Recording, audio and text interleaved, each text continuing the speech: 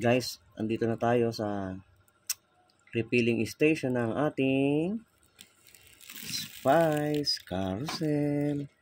Woo! So may nabili tayo ng mga spices na mga natira. Wala nang paglagyan kaya nga ang laking bagay nito.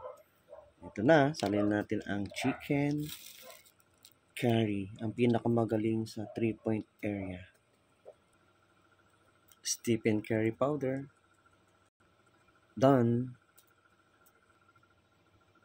Garlic parmesan cheese para sa mga fried chicken. Garlic parmesan, done. Biryani powder naman tayo. Biryani powder, done. Java rice seasoning. Java rice, done. Ito na siya. Paprika, done. Next ay meron tayong cheese powder. Cheesy powder, done. Then meron tayo ditong dalawang aswete or anato. Yung isa powder, yung isa seeds. Kasi may magkaibang gamit yan eh. Pero ilalagay na rin natin parehas. Hindi siyempre magkasama, magkabukod yan. Aswete, done.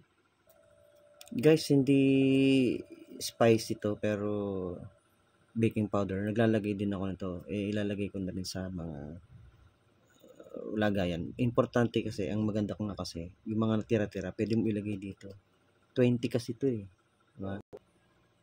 Baking powder, done. Then guys, maglalagay din ako ng laurel kasi ito rin yung malimit kailangan sa pagluluto. So, pagsama-samahin na natin, kahit hindi siya powder, ginagamit naman natin. So, pagsama-samahin na natin, lalagay ko rin siya. Guys, ito na yung laurel. Medyo napagod na ako, nakasampu na ako. Till next time, yung 10. 20 naman to. So, part 2, 10. Ulitin natin.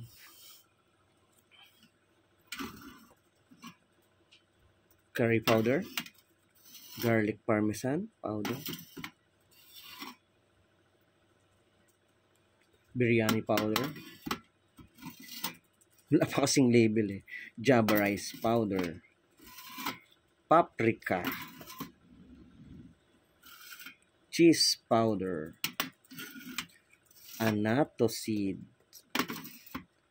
Anato powder.